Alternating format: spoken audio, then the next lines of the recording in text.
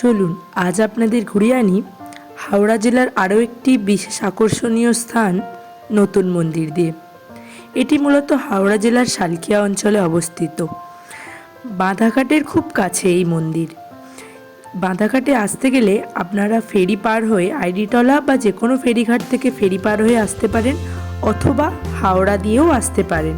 হাওড়া দিয়ে প্রথমে সালকিয়া বা ডিরেক্ট বাঁধাঘাটের বাসে করে এসে বাঁধাঘাট নেবে, ওখান থেকে টোটোয় 2 মিনিট, অথবা আপনারা হেঁটেও আসতে পারেন।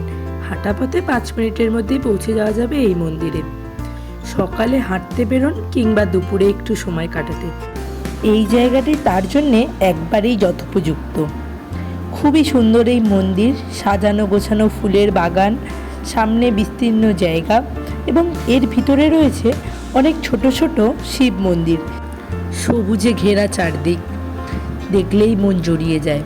এর সঙ্গে আছে গঙ্গার ধারে অবস্থিত হওয়ার জন্যে অফুরন্ত হাওয়া, যা আপনার প্রাণ মন এক মুহূর্তেই যেন শান্ত করে তোলে। আর দূর থেকে ভেসে আসা ঘণ্টার ধ্বনি যেন ভক্তির সুরে সকলকে ডেকে আনছে এক পবিত্র প্রাঙ্গণে। সামনেই দেখতে পাওয়া যাবে এক বিশাল বড় শিব, যেটি আমরা হয়তো লঞ্চে পারাপার করতে অনেক সময়ই দেখে থাকি। এই সেই শিব মন্দির, যেটা এই নতুন মন্দিরে অবস্থিত। অনেক দূর থেকে, এমনকি হাওড়া ব্রিজ বা বেলুড় মঠ থেকেও যদি আমরা গঙ্গা পারাপার করতে চাই, এইটি কিন্তু দেখা যায়। উচ্চতা বিশাল হওয়ার সাথে সাথে এই মূর্তিটির চারদিকেই মস্তিষ্ক থাকার কারণে আপনি যেদিক দিয়েই দেখুন না কেন, মনে হবে যেন ভগবান আপনার দিকেই দেখছেন এবং তার অপার কৃপা বর্ষণ করছেন। চলুন এবার আমরা চলে যাই সেই বহু প্রতীক্ষিত মন্দিরের দিকে। যে মন্দির দেখতে আমরা অনেক দূর দূর পর্যন্ত ছুটে যাই, অনেক দিনের অপেক্ষা থাকে, অনেক দিনের স্বপ্ন থাকে আমাদের সেই মন্দিরকে ঘিরে। এখানে সেই মন্দিরগুলিরই কিছু ছোট ছোট মডেল তৈরি করে রাখা হয়েছে, যাতে একসঙ্গে সব মন্দিরগুলি দর্শন করা যায়। আসুন আমরা ধীরে ধীরে এগিয়ে যাই সেই পথে, আর হারিয়ে যাই এক অপার সৌন্দর্যের আস্বাদনে।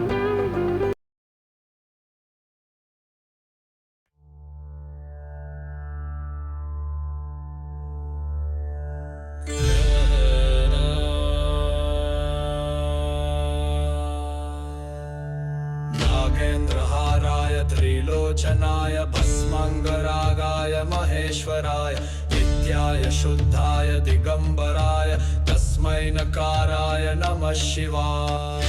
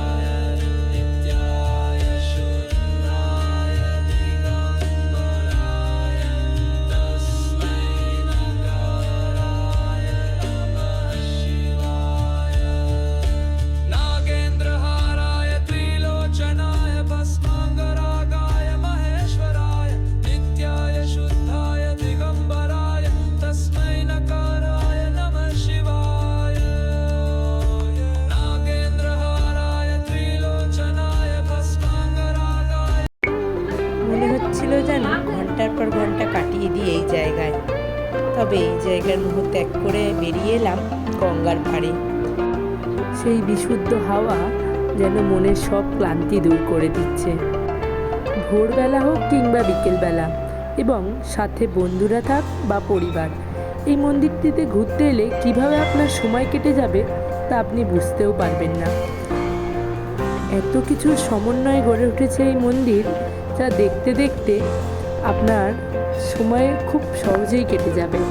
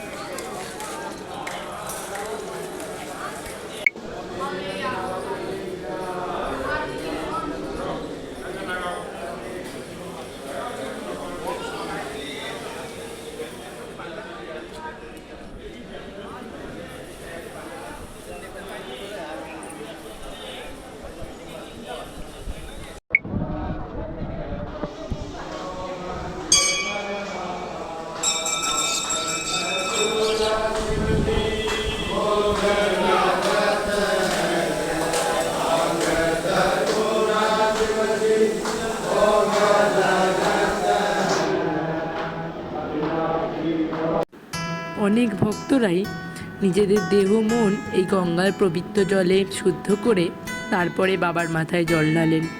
সকাল 7:15 দিয়ে এই মন্দিরের আরতি শুরু হয়, যা দেখার মতো।